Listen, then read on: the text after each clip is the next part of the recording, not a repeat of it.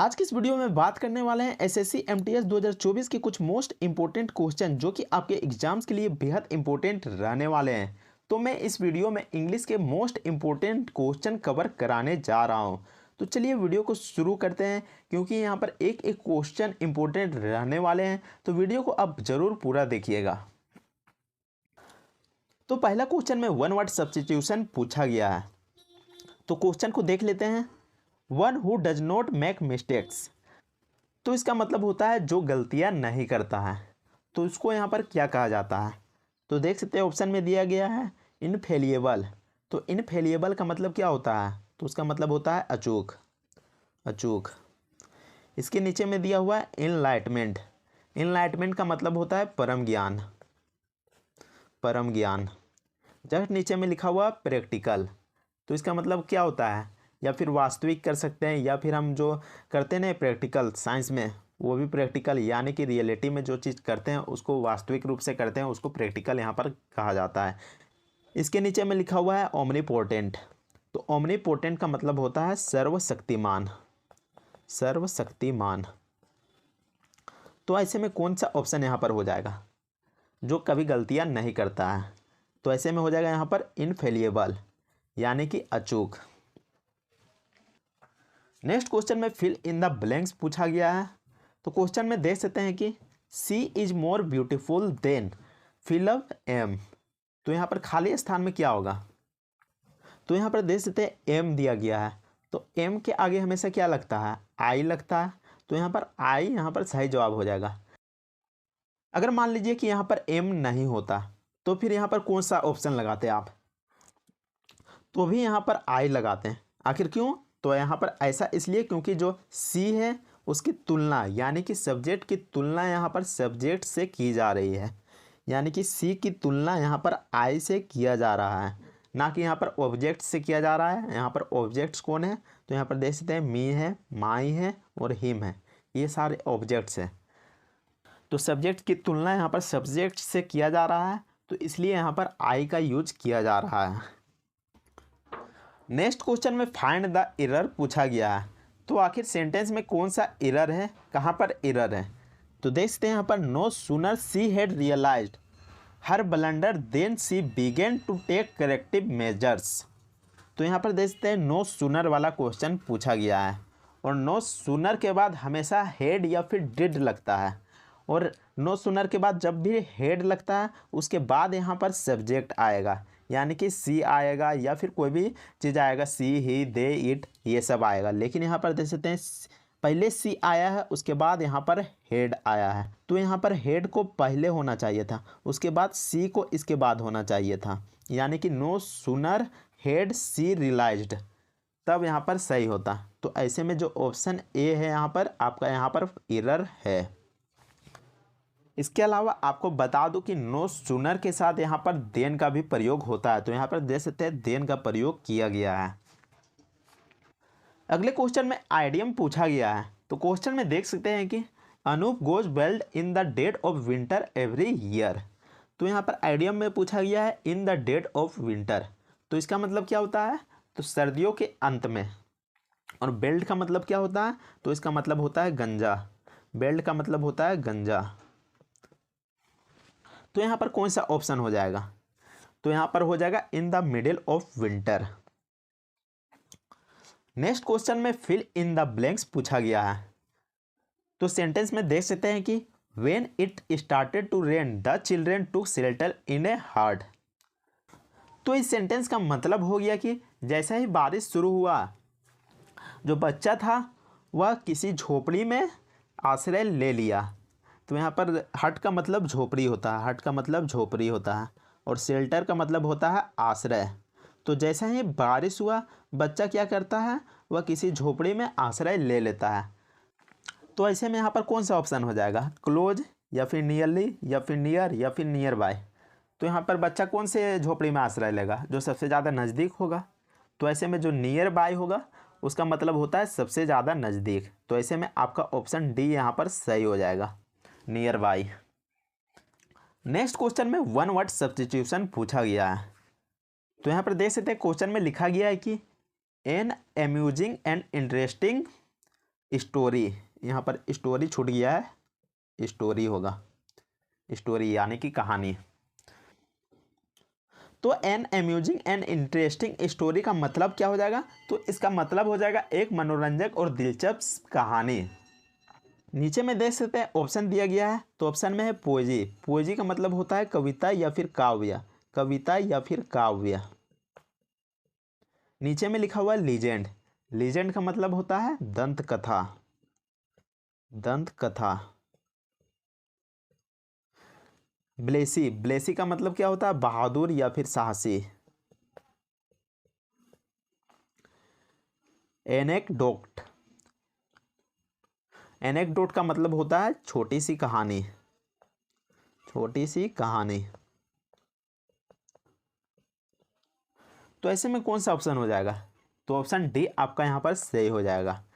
यहाँ पर एक मनोरंजक और दिलचस्प कहानी का मतलब होता है छोटी सी कहानी। नेक्स्ट क्वेश्चन में फिल इन द ब्लैंक्स पूछा गया है। तो क्वेश्चन में देख सकते हैं कि the strike in the paper mill has result in A loss, यानी कि इस सेंटेंस का मतलब है कि पेपर मिल में स्ट्राइक हो जाता है और इसका रिजल्ट लॉस में निकलता है। तो यहाँ पर ऑप्शन में बता देता हूँ कि क्या क्या मतलब होता है। तो कमेंडेबल, कमेंडेबल का मतलब होता है तारीफ करने योग्य, तारीफ के योग्य। वॉल्यूमिनस, तो वॉल्यूमिनस का मतलब क्या होता है? तो इसका मतलब होता है बड़ा या फिर मोटा। क्लोजल, क्लोजल का मतलब क्या होता है? तो क्लोजल का मतलब होता है बहुत भारी, बहुत भारी। नीचे में कंप्रीहेंसिव लिखा हुआ है, तो कंप्रीहेंसिव का मतलब होता है विस्तृत, विस्तृत। तो ऐसे में कौन सा ऑप्शन हो जाएगा? तो यहाँ पर देख सकते हैं कि अगर पेपर मिल में स्ट्राइक हो जाता है तो बहुत भारी यहाँ पर लॉस हो जाएगा। तो ऑप्शन सी यहाँ पर सही जवाब हो जाएगा, क्लोजल। नेक्स्ट क्वेश्चन में फिल इन द ब्लैंक्स पूछा गया है।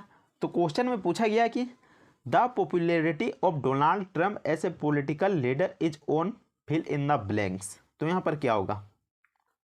तो इस सेंटेंस का मतलब है कि एक राजनीतिक नेता जो कि डोनाल्ड ट्रंप है, उसका जो पॉपुलैरिटी है वो चरम सीमा पर जा रहा है। तो यहाँ पर ऑप्शन में दिया गया है वेन। तो वेन का मतलब क्या होता है? तो वेन का मतलब होता है पवन दिशा सूचक, पवन दिशा सूचक, यानी कि जो हवा रहती है उसकी दिशा को मापने वाला यंत्र को यहाँ पर पवन दिशा सूचक कहा जाता है। इसके अलावा ऑप्शन बी में वेन लिखा हुआ है, तो इसका मतलब होता है व्यर्थ, व्यर्थ।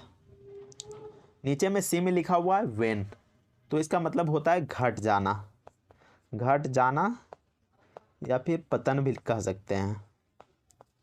नीचे में वेन लिखा हुआ है, तो ये बायोलॉजी वाला वेन है, यानी कि नस। तो यहाँ पर क्या हो जाएगा? एक राजनीतिक नेता जो कि डोनाल्ड ट्रंप है, उसकी जो पॉपुलैरिटी की चरम सीमा है वो लगातार घटते जा रही है। तो ऐसे में जो आपका ऑप्शन सी है यहाँ पर सही जवाब हो जाएगा, वेन, यानी कि घट जाना। नेक्स्ट क्वेश्चन में एंटोनियम पूछा गया है। तो यहाँ पर देख सकते हैं सिंक का एंटोनियम पूछा गया है। तो सिंक मतलब क्या होता है? तो इसका मतलब हो जाता है डूबना, डूबना। नीचे में ऑप्शन दिया गया है, तो क्रम्बल, क्रम्बल का मतलब क्या होता है? तो इसका मतलब होता है टुकड़े टुकड़े, टुकड़े टुकड़े। अगर हम किसी चीज़ को टुकड़े टुकड़े कर देते हैं तो वो बर्बाद ही जो हो जाता है। इसके नीचे में डिक्लाइन लिखा हुआ है, तो डिक्लाइन का मतलब होता है पतन, पतन। डीके, डीके का मतलब होता है नष्ट कर देना, नष्ट कर देना।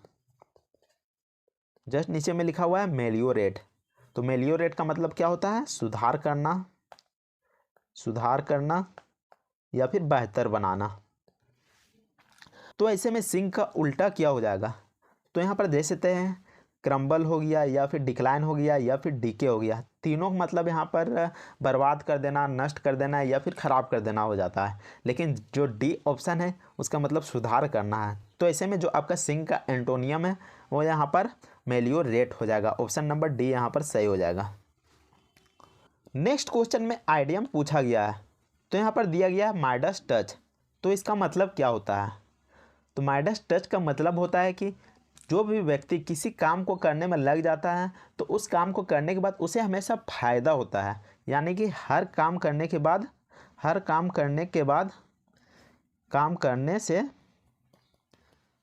करने से फ़ायदा होना।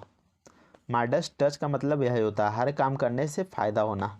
मान लीजिए अब मुकेश अंबानी हो गया या फिर अडानी को देखते हैं, वो किसी भी काम को करते हैं तो उसमें उसको फ़ायदा होता है, तो ऐसे व्यक्ति को यहाँ पर माइडस टच कहा जाता है। तो यहाँ पर क्या हो जाएगा ऐसे में ऑप्शन, तो यहाँ पर ऑप्शन बी यहाँ पर सही जवाब हो जाएगा, फाइनेंशियली सक्सेसफुल। तो यहाँ पर हर व्यक्ति को फ़ायदा होने लगेगा तो वह फाइनेंशियली यहाँ पर सक्सेसफुल माना जाएगा। नेक्स्ट क्वेश्चन में रोंगली स्प्लिट का क्वेश्चन पूछा गया है। तो इस सेंटेंस में आपको फाइंड करना है कि कौन सा यहाँ पर वर्ड यहाँ पर गलत दिया गया है। तो सेंटेंस को पढ़ लेते हैं एक बार। It was written in years of extraordinary economic expansion and revolutionary turmoil. तो यहाँ पर देखते हैं जो टर्मोइल का स्पेलिंग है ये यहाँ पर गलत दिया गया है। तो टर्मोइल का स्पेलिंग क्या होना चाहिए था, तो ये होना चाहिए था TURMOIL, टर्मोइल। इसका मतलब क्या होता है, टर्मोइल का मतलब उथल पुथल, उथल पुथल। तो यहाँ पर ऑप्शन डी यहाँ पर गलत दिया गया है।